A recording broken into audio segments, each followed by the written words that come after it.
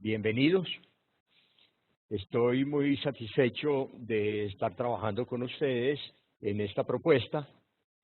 Mi nombre es Humberto Ramírez Gómez. Yo soy médico pediatra, puericultor y actualmente jubilado de la Universidad de Antioquia como docente y revinculado como docente de cátedra. Ahora estoy trabajando mucho, como hace varios años, en los programas de cuidado de los niños, de puericultura, de crianza humanizada, y desde hace muchos años hemos venido trabajando en los programas de crecimiento y desarrollo. Aprovecho la oportunidad para agradecer a la Secretaría de Salud de Medellín por la prestación de este servicio financiado por ella, y que definitivamente va a ser de mucha utilidad para el trabajo con los niños y las niñas de la ciudad. Esta propuesta de crecimiento y desarrollo como programa que queremos cada vez mejorar más es para nosotros fundamental, ya que hemos encontrado algunas dificultades, algunos problemas que queremos subsanar y cada vez mejorar la propuesta, y que nuestras familias que llevan a los niños a los programas de crecimiento y desarrollo lo puedan hacer en una forma tranquila, desprevenida y sobre todo entusiasmados y motivados por este programa. El programa entonces de crecimiento y desarrollo que queremos mejorar a través de estos cursos, después con unas asesorías, con unos apoyos a nivel local. Entonces vamos a ir avanzando en este sentido, y el sueño es que cada vez tengan una cobertura mayor y tengan una calidad muchísimo mejor, y sobre todo que se entusiasmen los padres en vincular a los niños en esta tarea de llevarlos a los programas, de recibir una asesoría en el campo de la crianza y una evaluación en sus aspectos generales. El tema que vamos a trabajar en esta charla es el tema del examen físico del niño y de la niña sanos. Hace parte de los programas de crecimiento y desarrollo una evaluación cuidadosa de estos niños y de estas niñas. Es importante que no dejemos pasar la evaluación clínica, porque muchas veces se encuentra uno situaciones, se encuentra uno algunos hallazgos en los signos o síntomas que le relata la familia, y a veces pasan desapercibidos, y con mucha frecuencia se encuentra que hoy, mañana o en un futuro estos niños van a presentar problemas, enfermedades o diferentes dificultades que a la larga pueden complicarse. De modo que cada evaluación del programa de crecimiento y desarrollo se debe hacer un buen examen clínico por parte del médico y unas orientaciones a la familia de acuerdo a lo que se encontró.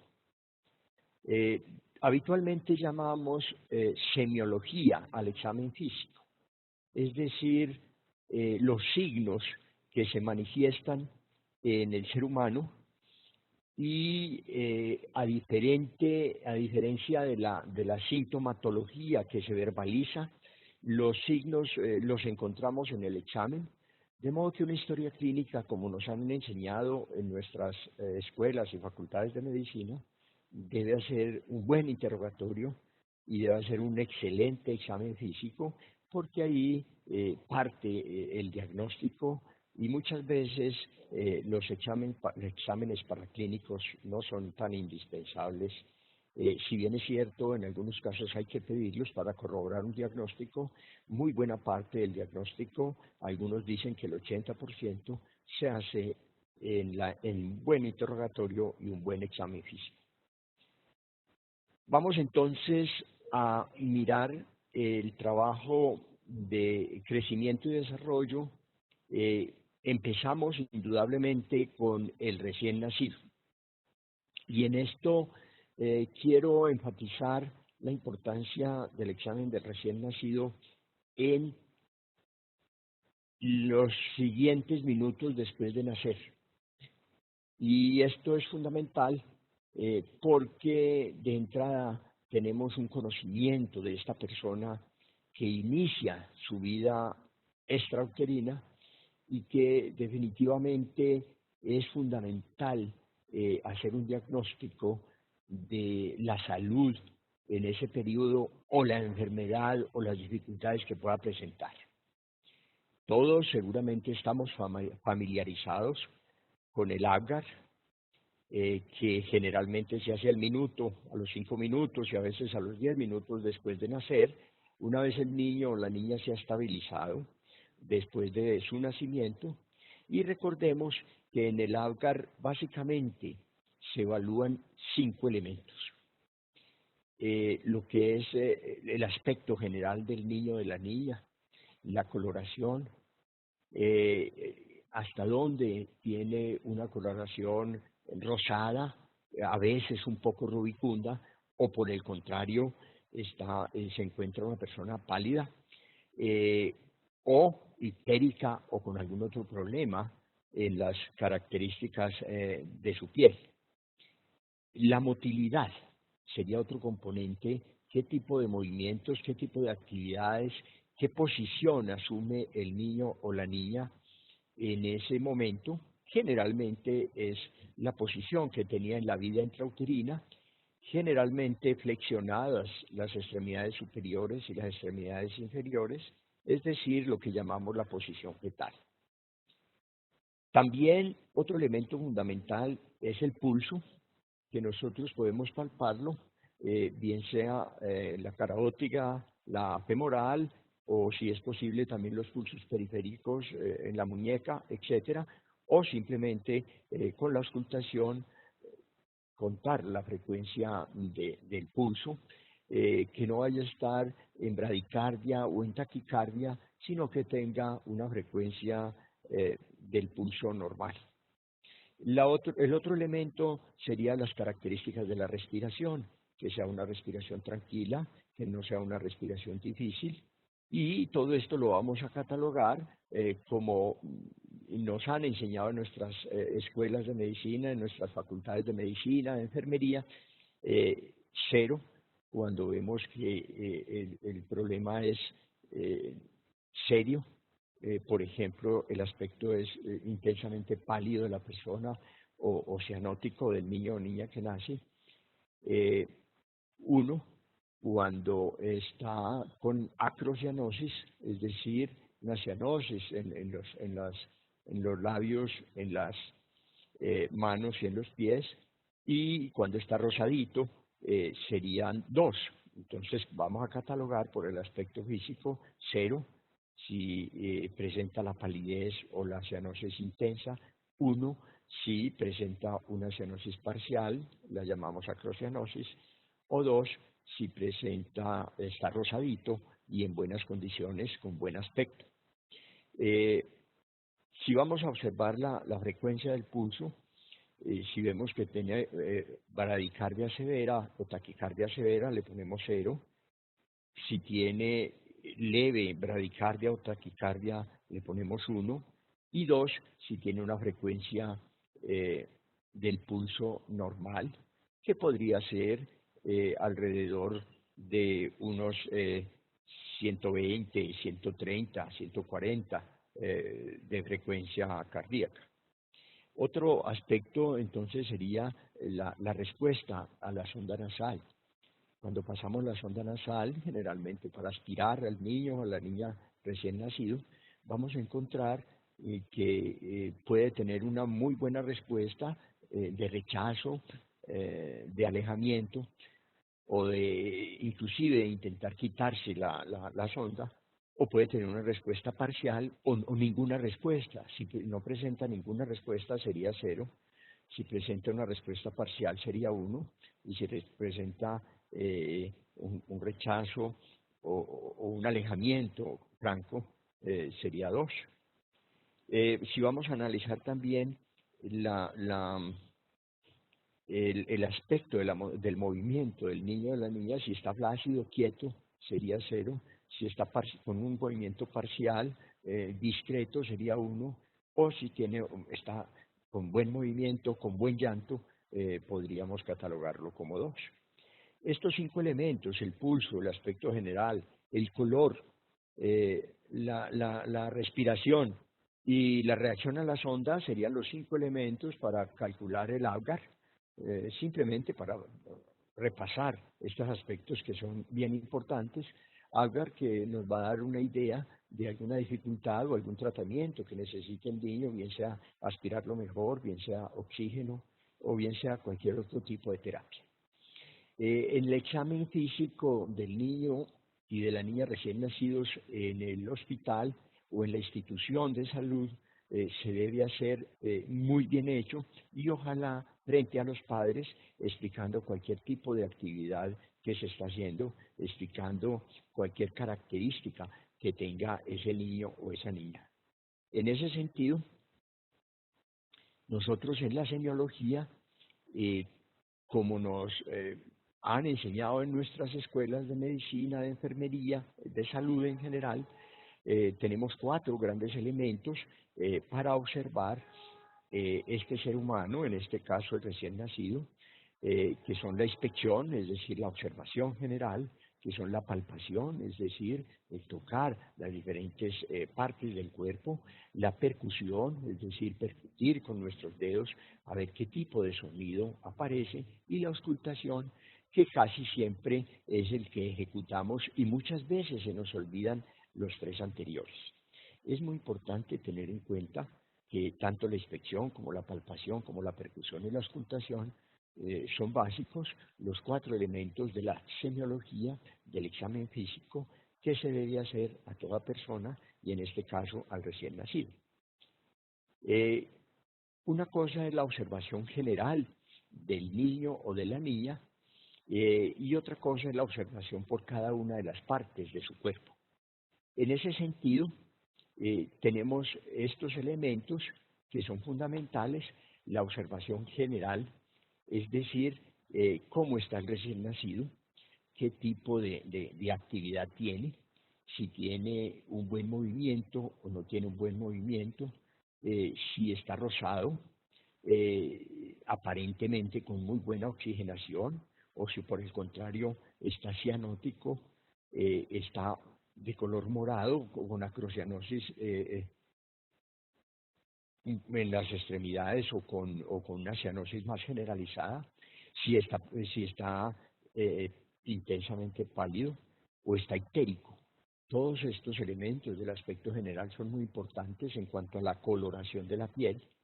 También es muy importante el movimiento de las extremidades, si tiene un movimientos fuertes, vigorosos, o si el niño está relajado, tranquilo, muy quieto, como dicen nuestras madres, muy observadoras, quieto y relajado como un trapito, suelto, y esto es motivo de preocupación cuando hay una hipotonía, es decir, una tonicidad muy baja de sus músculos, porque lo normal es que el niño y la niña sean relativamente hipertónicos, relativamente con movimientos vigorosos y no con movimientos débiles. Es muy importante la observación del movimiento de los niños que tenga un movimiento simétrico, que sea similar en los 2 lados de su cuerpo, tanto la derecha como la izquierda. A veces se observa que tiene un movimiento más disminuido a uno de los lados, entonces eso nos hace pensar ya en alguna patología, bien sea de tipo neurológico o de tipo muscular o osteoarticular, como es el caso tan frecuente de la fractura de clavícula, que vamos a observar una disminución de la motilidad del miembro superior afectado. La observación general también es muy importante observar si el niño o niña está alerta, si está somnoliento o si está muy excitado. En ese sentido es muy importante el llanto, la calidad del llanto. Si el llanto es como un quejido débil o es un llanto que acompaña la respiración o es un llanto fuerte y vigoroso que es el que esperamos en un niño completamente sano. Después de observar en general esos aspectos del niño o de la niña, generalmente seguimos un orden de examen físico. Casi siempre iniciamos por la cabeza, observando que la cabeza esté bien conformada, esté bien redondeada, buscando que no presente el caput subsedaneum, que es una inflamación y un edema en los tejidos en la cabeza, producto de la presión que se hizo en el canal del parto, y que puede aparecer el caput subsedaneum, que por fortuna no necesita ningún tratamiento especial y desaparece rápidamente en los primeros días. Pero toca diferenciarlo de un hematoma que puede presentar también un cefalohematoma, y este es más duro, este es por acumulación de sangre y generalmente está limitado por los diferentes huesos. En ese sentido, tanto el caput como el hematoma se van a resolver espontáneamente, el caput en unos días, el hematoma sí se va a demorar algunas semanas, y en algunas oportunidades va a dejar algunas calcificaciones o algunos pequeños recuerdos, pudiéramos decir, del cefalohematoma.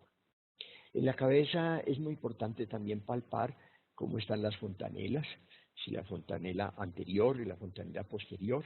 Recordemos que la fontanela anterior es romboidea, que la fontanela posterior es más triangular, que generalmente es más amplia la anterior que la posterior, y en ese sentido palpar sobre la tensión que presenta la fontanela, si está tensionada o está en una tensión normal, es decir, que la piel del cuero cabelludo está completamente alineada con el material óseo.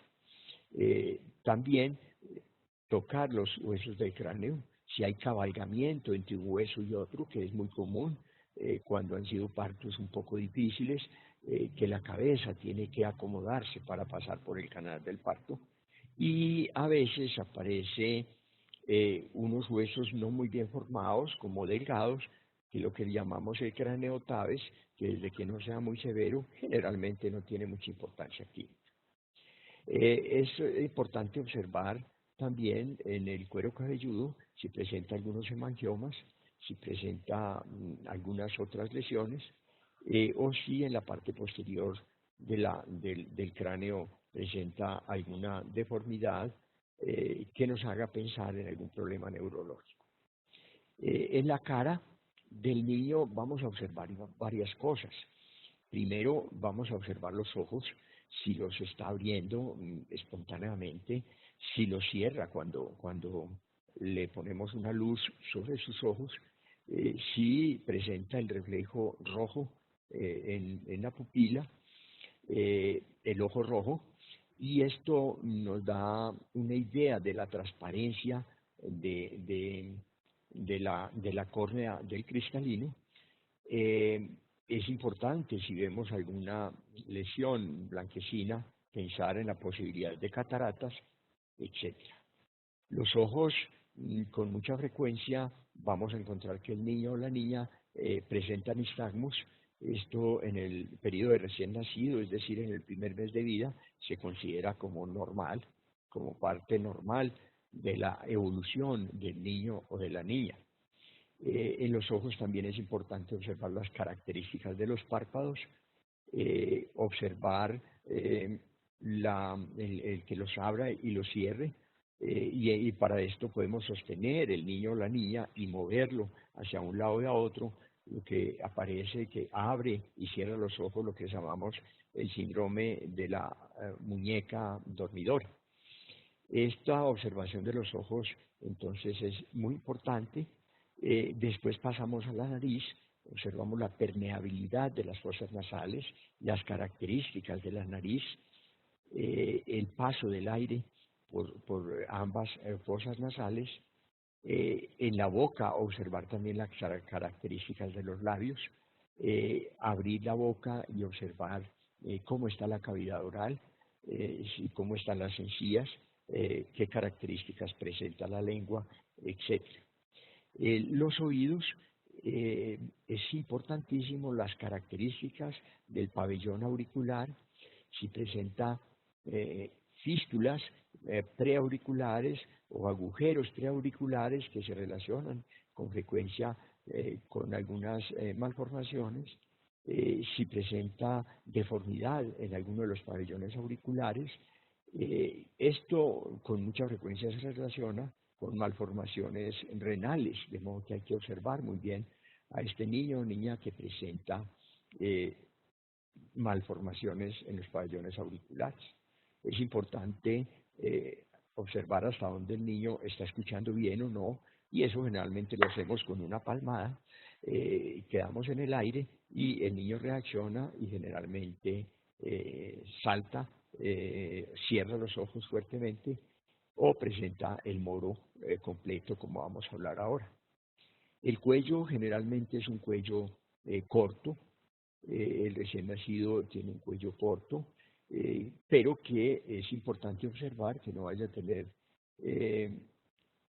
masas, que no vaya a tener desviación de la cabeza, es decir, una tortícolis, o que presente algunos hematomas. En este caso, a veces el hematoma del esternocleidomastoideo se puede observar palpándose una nodulación en el cuello. En el tórax vamos a observar las características del tórax, la conformación del tórax, generalmente es redondeado, generalmente no tiene mucha motilidad en la respiración, generalmente el tórax tiene la característica de cuando lo palpamos hay un frémito vocal más aumentado que en el niño mayor o en el adulto. Si percutimos el tórax vamos a encontrar que hay un relativo timpanismo comparado con el niño mayor o el adulto, y al auscultar el tórax vamos a encontrar a veces, si el niño lleva poco tiempo de nacido, unos estertores crepitantes muy finos que generalmente van a desaparecer en los primeros días. Al observar el tórax es importante mirar las mamilas. Muchas veces encontramos que las mamilas están muy gruesas, están como nodulares, y al palparlas puede salir una secreción serosanguinolenta o inclusive un material lechoso blanco. Esto es por influjo hormonal materno y no tiene ningún problema, se debe dejar para que en cuestión de unos días o semanas va a desaparecer esta hipertrofia mamaria. El abdomen vamos a encontrar que generalmente está ligeramente abombado. Observemos muy bien las características del muñón umbilical, si tiene las dos arterias y la vena. Cuando falta una de las arterias, con mucha frecuencia tenemos que buscar otro tipo de malformaciones. Observemos muy bien las características del ombligo, si es un ombligo hundido, si es un ombligo que va al límite de la piel o es un ombligo redundante. A veces desde estos primeros días se observan la hernia umbilical, que posteriormente vamos a apreciar más fácilmente en los niños de mayor edad. Al palpar el abdomen vamos a encontrar que casi siempre logramos palpar el reborde, por debajo del reborde costal derecho vamos a palpar el hígado a 2-3 centímetros por debajo del reborde costal. Entre otras cosas, esto es normal, que se palpe el hígado a 2 o 3 centímetros por debajo del reborde costal, no solo en el periodo de recién nacido, sino durante todo el periodo del preescolar.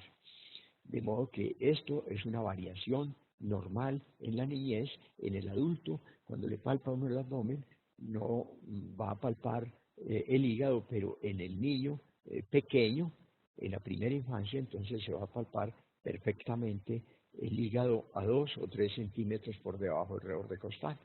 Se puede palpar también el polo del vaso y a veces se pueden palpar los riñones. Es importante también no solo la palpación, sino la percusión del abdomen, generalmente ligeramente timpánico, y la auscultación para escuchar los ruidos peristálticos. Si vemos que el abdomen es un abdomen excavado, tenemos que pensar en la posibilidad de una hernia diafragmática, ya que las vísceras se pasan al tórax y va a quedar excavado el abdomen. O por el contrario, si encontramos un abdomen muy distendido, vamos a pensar en la posibilidad de una obstrucción intestinal generalmente baja. Los genitales también se deben evaluar muy bien en el niño o niña. Obviamente nos van a dar las características morfológicas sexuales del niño o de la niña iniciales. Vamos a observar en la niña los labios mayores, generalmente ligeramente dematizados, que con frecuencia cubren los labios menores, y a veces puede haber alguna secreción vaginal, a veces mucosa, otras veces sanguinolenta y a veces francamente sanguinolenta. Esto también es por influjos hormonales, lo mismo que el crecimiento de las mamilas, y va a desaparecer en el transcurso de algunos días cuando desaparezcan estas hormonas maternas que estaban estimulando las mamilas y los genitales. En el niño, en el varón, debemos observar que los testículos estén descendidos, que hayan descendido perfectamente los testículos al escroto. A veces uno de los dos testículos no está descendido y tenemos que buscarlo en el canal inguinal, a veces lo encontramos sobando el canal inguinal de arriba hacia abajo, podemos encontrar lo que aparece en el canal inguinal y posteriormente van a bajar en una forma espontánea. Con alguna frecuencia se observa el hidrocele, es decir, una retención de agua en los testículos, y si hacemos una transiluminación vamos a observar que esta es positiva. En cuanto al pene, generalmente vamos a encontrar una relativa fimosis normal y tenemos que observar muy bien que no afecte esa relativa obstrucción, no afecte la micción, es decir, que el niño orine enviando el chorro lejos y que no tenga dificultad para la micción o abombamiento, lo que nos haría la indicación de una intervención de una circuncisión relativamente rápida si presenta ya una obstrucción al drenaje de la orina de la vejiga. En las extremidades vamos a observar que las extremidades generalmente son extremidades que están flexionadas, hipertónicas, recordando entonces, como les decía, la posición fetal. A veces algunos niños están excesivamente relajados, hipotónicos, y esto sería motivo de preocupación, motivo de búsqueda si se presenta algún problema serio, tipo trastorno metabólico como hipoglicemia, o es un niño pretérmino, un niño prematuro, por ejemplo, que generalmente son más flácidos, no están tan tónicos como el recién nacido a término normal. Las extremidades son ligeramente arqueadas y deben ser simétricas, tanto en los movimientos como en la longitud, y es muy importante observar al poner el niño en decúbito ventral, doblar las rodillas y observar que estén a un mismo nivel la una y la otra, siempre y cuando la superficie de la cama o de la camilla esté pareja. Entonces vamos a observar si las rodillas están iguales y vamos a poner el niño o la niña en decúbito ventral para observar los pliegues glúteos que sean simétricos. Si vemos que hay dificultad, no son simétricos los pliegues glúteos o las rodillas hay una más alta que otra, es muy importante hacer una abducción forzada de las extremidades inferiores para detectar la entrada de la cabeza del fémur al acetábulo, como un ruidito y una sensación de movimiento que puede aparecer en la luxación congénita de cadera. Recordemos que la luxación congénita de cadera es más frecuente en las niñas que en los niños, aun cuando puede aparecer en los niños también, es más frecuente en las niñas y requiere un tratamiento lo más rápidamente posible. De modo que el examen del recién nacido debe ser muy cuidadoso antes de darle de alta en la clínica, antes de eh, diagnosticar que el niño o niña está normal. Debemos ser muy cuidadosos en el examen clínico. Eh, y hay otros elementos de los signos vitales que son muy importantes, como es la frecuencia de la respiración, que en general el niño recién nacido tiene una frecuencia más rápida que los niños mayorcitos. Generalmente es una frecuencia que va entre 40 y 60, en promedio 50. Eh, Tenemos la frecuencia cardíaca, auscultar el corazón, también es muy importante la auscultación del corazón para detectar algunos soplos, la mayoría son soplos inocentes, soplos que desaparecen posteriormente. Los ruidos cardíacos son muy similares, el primero y el segundo ruido. En ese sentido, también debemos ser cuidadosos en palpar los pulsos eh, en las cuatro extremidades, eh, buscando posibilidad de que haya algún tipo de malformación de los grandes vasos sanguíneos. La idea es que en el examen clínico del recién nacido debemos ser muy cuidadosos y preguntarle a los padres o a las enfermeras si el niño ya hizo micción y ya hizo defecación, si el niño ya hizo micción, cómo fue la característica del chorro, cómo fue la característica de la orina y si hizo deposición, cuáles son las características de la posición del meconio, que sería un verde oscuro como urea, y que va cambiando en el transcurso de los primeros días. Niño o niña que no ha hecho deposición, es muy importante observarle la permeabilidad del ano. Esto generalmente lo hacemos con un termómetro rectal impregnado en vaselina y observamos que esté permeable el orificio anal.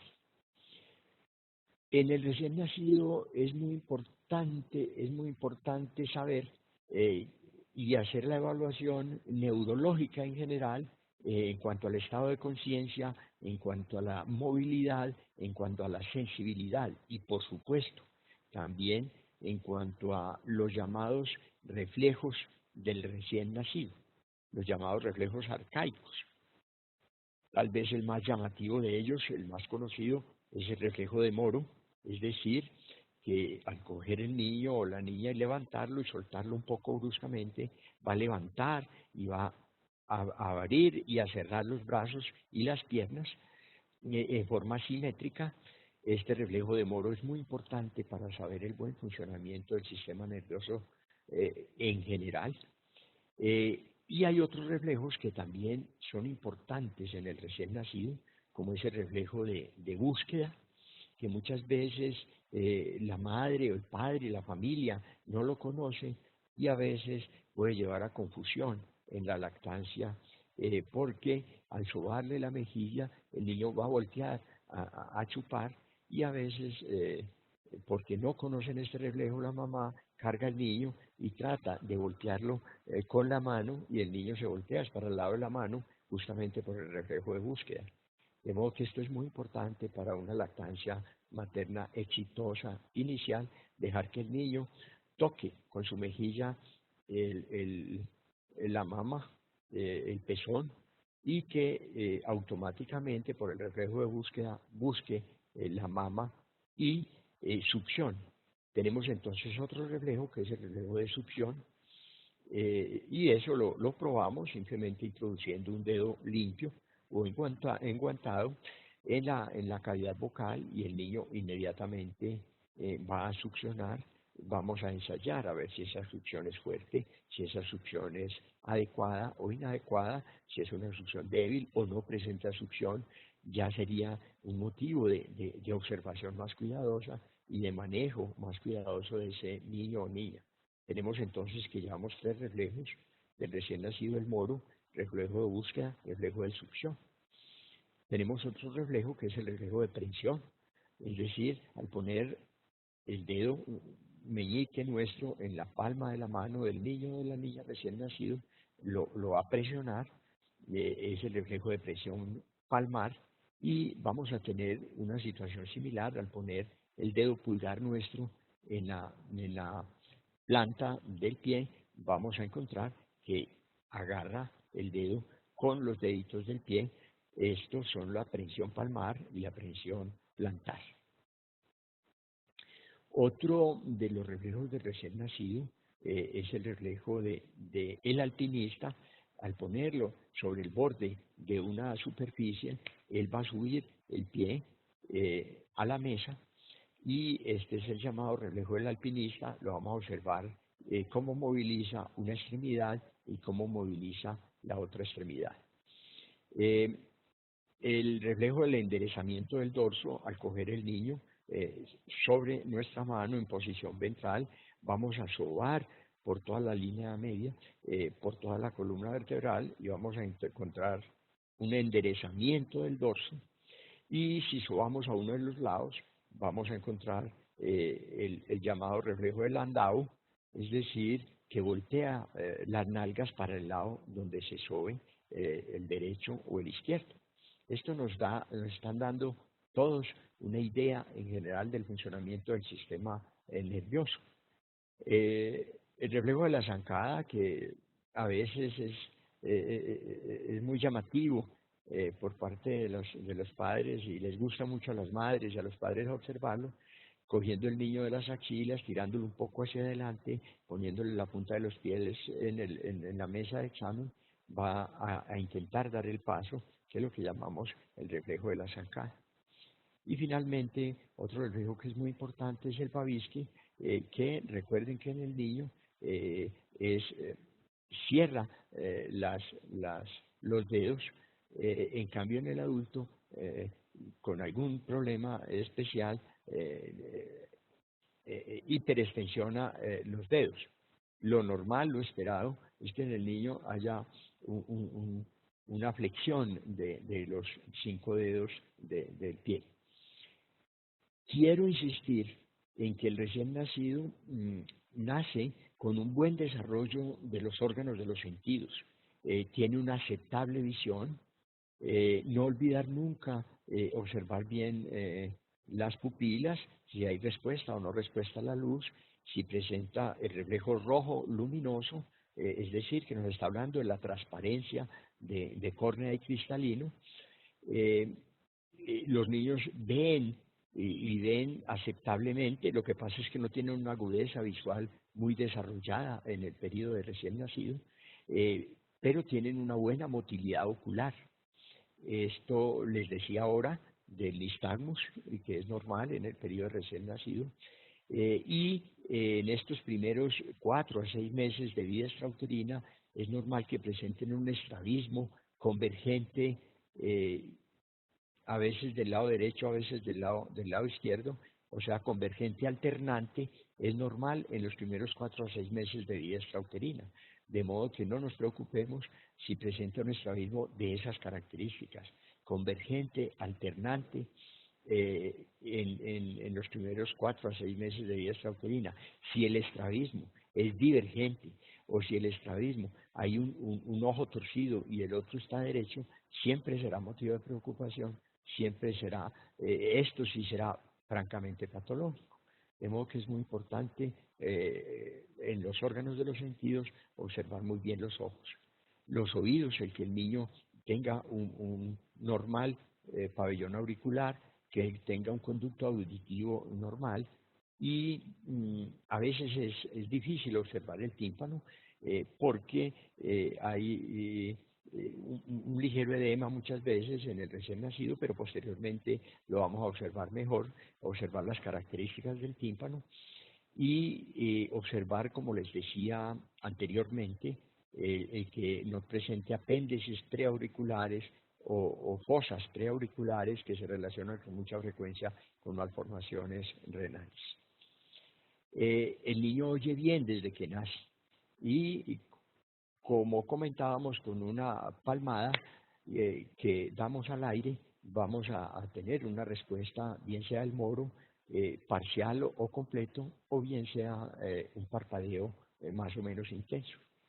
El olfato está bien desarrollado al nacer, y esto lo vamos a observar cuando hay algunos olores fuertes en la habitación, A veces están utilizando algún limpiador para el piso que huele mucho y el niño se molesta, se incomoda y a veces pasamos algunas sustancias olorosas y vamos a encontrar reacción del niño. Eh, de modo que tiene bien el desarrollo de la audición, el desarrollo de la olfacción y el gusto también. Pero por supuesto que el desarrollo del tacto también es muy bueno. Los niños van a tener buena sensibilidad del tacto. De modo que este recién nacido está equipado con lo que llamamos un buen desarrollo de los órganos de los sentidos y un buen desarrollo del sistema neurológico manifestado por los reflejos. Cuando nosotros en el programa de crecimiento y desarrollo vamos a evaluar por primera vez al niño para ingresarlo al programa, ojalá desde el periodo de recién nacido se ingresara al programa de crecimiento y desarrollo, vamos a tener en cuenta todas estas características para elaborar una muy buena historia clínica y que en los exámenes posteriores, ya en el lactante menor o en el lactante mayor, en esos exámenes posteriores podamos hacer una evaluación un poco más rápida, pero siguiendo siempre el orden de la inspección, la palpación, la percusión y la auscultación. No olvidarnos, no olvidarnos de primero observar muy bien al niño o la niña, hacer una palpación de cráneo, del tórax, del abdomen, hacer una percusión de tórax, abdomen, inclusive la percusión de cráneo, que muchas veces vamos a tener el signo de la olla cascada en el lactante menor cuando todavía los huesos del cráneo no se han fusionado uno con otro. En la auscultación vamos a observar muy bien cómo está la ventilación pulmonar, cómo están los ruidos cardíacos, si tiene algún soplo, qué características tiene ese soplo, si es sistólico o diastólico, si es un soplo inocente o es un soplo que nos indique alguna problemática cardíaca manifestada también por problemas de cianosis, por problemas de dificultad respiratoria. Cuando el niño entonces está en el periodo de lactancia, en el examen clínico le vamos a hacer también las evaluaciones, no solo en el periodo de recién nacido, sino cuando lo lleven al programa de crecimiento y desarrollo, que generalmente es en los primeros 3 meses de edad. Vamos a observar el aspecto general, vamos a hacer también la evaluación de la cabeza, del tórax, del abdomen, de los genitales y de las extremidades. Recordemos que todavía los huesos están en osificación. Recordemos que generalmente la fontanela anterior es permeable, con mucha frecuencia ya alrededor de los 3 meses está cerrada o parcialmente cerrada la fontanela posterior. Palpemos muy bien que no vaya a haber tensión de la fontanela, que no vaya a haber mucha depresión de la fontanela, sino que esté más o menos al nivel de las estructuras óseas. El niño generalmente va a tener un niño sano, una buena tonicidad muscular, va a los 3 meses casi siempre va a lograr sostener su cabeza y a levantar el pecho cuando está en posición ventral, como lo observamos en la figura de esta niña de 3 meses. Y vamos a hacer el examen clínico observando muy bien que todavía esta edad puede presentar en los ojos el estrabismo convergente alternante, observando muy bien y ojalá realizando un fondo de ojo, observando la permeabilidad, el paso de la luz, es decir, el signo del ojo rojo. Es importante evaluar bien la cavidad bucal, que no vaya a tener algún tipo de lesión en las mucosas, cómo están las encías, cómo está la lengua, si presenta frenillo o no presenta frenillo. Es fundamental observar las características del tórax, que como decíamos es redondeado y generalmente no hay mucho movimiento respiratorio, es más de tipo abdominal con la respiración. Hacer la palpación, hacer la percusión y la auscultación, recordemos que la palpación, a ver que no vaya a tener masas, que no vaya a tener algún problema osteomuscular. Vamos a hacer la percusión que va a ser timpánica en el caso del tórax. El abdomen relativamente timpánica, observemos que no esté muy distendido el abdomen. Recordemos entonces que se van a palpar el hígado y a veces el polo del vaso, polo inferior del vaso. Y auscultemos también los ruidos peristálticos del niño y también los ruidos cardíacos y el murmullo vesicular en el tórax. Observemos los genitales también, siempre en el examen de crecimiento y desarrollo, en el examen clínico, debemos hacer un examen de genitales buscando que estén completamente normales. En el niño, que el escroto esté bien conformado, que los testículos estén en el escroto y que la fimosis cada vez sea más relativa, es decir, cada vez menor, y sobre todo si observamos la calidad del chorro o le preguntamos a los padres cómo es la calidad del chorro, que sea permeable. Puede presentar un problema en el meato urinario, bien sea una hipospadias o una epispadias. Recordemos que la hipospadia es cuando el meato urinario está por debajo del pene, no en toda la punta, sino ligeramente por debajo, y la epispadia es cuando el meato urinario está por encima del pene. Esto es importante evaluarlo muy bien, y en la niña evaluar los labios mayores, los labios menores, si el himen es permeable o no, y sobre todo si presentan secreciones o no. Las extremidades, generalmente vamos a observar que las extremidades son simétricas, similares, pero vamos a observar unas extremidades ligeramente arqueadas, como el lleno varu, que es las extremidades como un relativo paréntesis, o el genu varu, que sería como en X. En ese caso tienen una ligera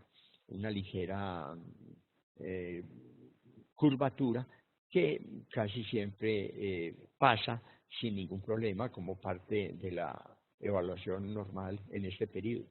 Los pies generalmente van a ser pies planos, y esto por el colchón que tienen en la planta del pie, y esto es normal en este periodo de la vida. Cuando vemos el niño o niña de 6 meses, pues vamos a hacer una evaluación similar. Ya las fontanelas deben estar más cerradas, generalmente tiene mejor tono muscular, generalmente se logra sostener sentado, y ya tiene unos movimientos voluntarios mayores. En ese sentido, a los 6 meses, el niño o la niña se sienta, generalmente se logra sostener sentado, cuñado, y manipula los objetos. Observemos muy bien ya el movimiento de los ojos, ya los ojos deben estar muy bien alineados. Observemos muy bien la audición en el lado derecho, en el lado izquierdo. Hablemosle en forma cuchicheada o llamémoslo por su nombre, o hagamos algún ruido en la parte de atrás para que el niño o la niña reaccione, para observar cómo está la audición.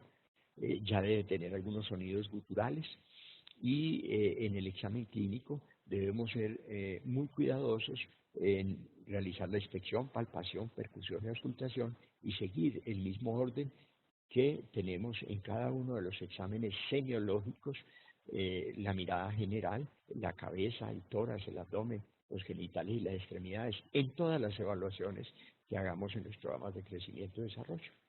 Ya el niño o niña de 9 meses ya va a tener unas características diferentes, y en ese sentido vamos a encontrar que ya se está trasladando más por sus propios medios.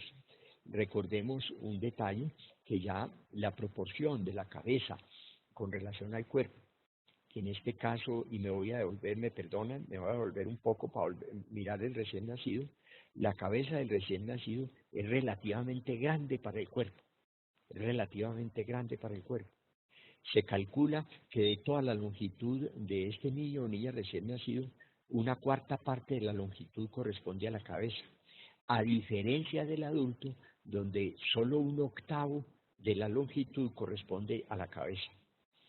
Estas proporciones del cuerpo van cambiando. Las extremidades son relativamente pequeñas y el tórax es relativamente grande. Entonces, la proporción de las distintas partes del cuerpo se va modificando en el periodo de la lactancia, pero insisto, de la longitud total de un recién nacido, la cabeza ocupa aproximadamente la cuarta parte de la longitud total. Y a medida que el niño o la niña va avanzando, va creciendo, la longitud de la cabeza con relación al resto del cuerpo es menor, hasta llegar a la edad adulta, que como les decía, es un octavo aproximadamente de la longitud total. Vean ustedes este niño que ya a los 9 meses esperamos que ya esté gateando o por lo menos arrastrándose. Vamos a observar que la cabeza ya no se ve tan desproporcionadamente grande con relación al cuerpo. En ese sentido, el examen clínico, le hacemos también inspección, palpación, percusión, auscultación y hacemos el examen clínico ordenado, observando muy bien la motilidad de las extremidades, observando muy bien los órganos de los sentidos, la audición, la visión y en general la motilidad osteomuscular, la fuerza osteomuscular. Y ya en el niño de 9 meses a 1 año, él va a empezar a pararse, va a empezar a sostenerse de pie. Y entonces es muy importante el tono muscular, es muy importante las características normales del sistema osteomuscular, las articulaciones y en general el movimiento y el manejo del equilibrio. Recordemos que los niños cuando empiezan a caminar, caminan con una base de sustentación amplia, muy amplia, y a veces cuando están aprendiendo a caminar son como borrachitos yéndose para un lado y para otro, abriendo las manos y caminando con los pies muy separados, mientras cogen seguridad, mientras van avanzando y van encontrando ya mayor equilibrio en forma tal de que ya al 1 año y medio ya les permite levantar una extremidad, a veces chutar una pelota y no caerse, mantener el equilibrio. Y el niño ya un poco mayor, alrededor del 1 año y medio, 2 años, que es la época en que debemos empezar el control de esfínteres, no antes. El control de esfínteres no debe ser antes del 1 año y medio o 2 años. Primero por indicación, después por observación y pidiéndole al niño que haga la defecación o la micción en la vasenilla o en el inodoro y ojalá observando a otros hermanos o amigos o inclusive a los adultos si no nos sentimos incómodos, cómo va a controlar sus esfínteres y permitiendo que muchas veces va a fallar, va a tener dificultades en ese sentido y eso es normal. Observemos entonces cómo están las extremidades, cómo está el desarrollo de los órganos de los sentidos, cómo va evolucionando en este periodo de la lactancia. Entonces tenemos el periodo lactante menor, que son los menores de 1 año, y el periodo lactante mayor, que son los niños o niñas mayores de 2 años. Ya en el periodo preescolar, siguiendo el mismo orden del examen clínico, de la inspección, palpación, percusión y auscultación, la evaluación general, la evaluación de la cabeza, el tórax, el abdomen, los genitales y las extremidades, vamos a ser muy cuidadosos en cada uno de los controles de crecimiento y desarrollo. No solo vamos a observar el niño, vamos a observar la capacidad del niño para sus movimientos, para su equilibrio, sino que vamos a observar la simetría, los movimientos, la destreza, ya tienen una motilidad fina mayor, ya manejan mejor las extremidades y, como les decía, el equilibrio. A los 4 años ya va a tener un desarrollo muchísimo mayor, ya va a ser capaz de hacer unos movimientos mucho más finos con las extremidades y el examen clínico también, tanto a los 4 como a los 5, a los 6 años, debe ser también muy cuidadoso, observando muy bien cómo van su cuerpo, cómo va sus órganos de los sentidos.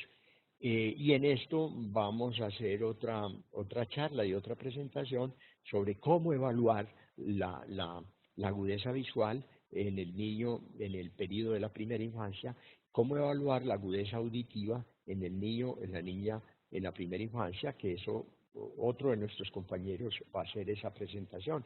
Pero no olvidarnos en que siempre debe ser una evaluación lo más integral posible, lo más completa posible, para que no se nos pasen a veces problemas serios porque no tenemos un examen físico cuidadoso.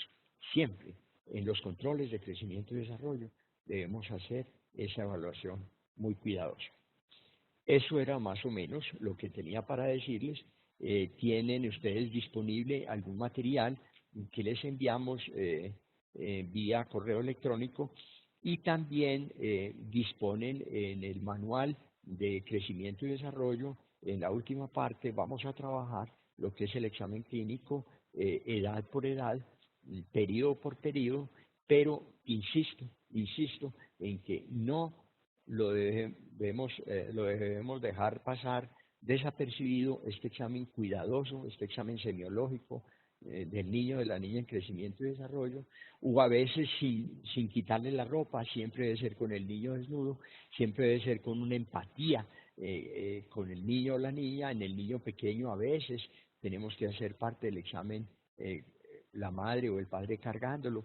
En los niños mayorcitos, en la medida que vamos explicándole, van a ser más receptivos a este tipo de examen, y siempre explicándole al niño o niña, de acuerdo a su nivel de desarrollo, lo que le vamos a hacer, que no le va a doler, que no va a tener ninguna dificultades. A veces el otoscopio los asusta mucho, a veces piensan que lo va a chuzar o va a tener alguna dificultad. Debemos tener toda la paciencia, toda la calma y sobre todo tiernamente evaluar ese niño o niña, evitando cualquier tipo de brusquedad, evitando cualquier tipo de maltrato. Y en ese sentido, ellos van a tener una buena relación con el médico o la médica tratante, y esto debe hacer parte del carrusel que estamos impulsando en los programas de crecimiento y desarrollo. Mientras la enfermera está haciendo una actividad, el médico está haciendo otra actividad, el odontólogo está haciendo otra actividad, el psicólogo, el educador físico otra actividad, y entonces vamos a trabajar crecimiento y desarrollo por atención grupal. En ese sentido, insisto entonces en la parte semiológica en todos y cada uno de los controles de crecimiento y desarrollo. Muchísimas gracias por la atención, espero que sea de utilidad y ojalá posteriormente vayan observando el video, vayan mirándolo, y ojalá que algunas dudas o inquietudes busquen las referencias para ampliar un poco, ya que este tema es un tema bastante complejo y que las variaciones en la normalidad son muchas, y la importancia de detectar cualquier tipo de anormalidad o patología es fundamental. Muchísimas gracias y que estén muy bien.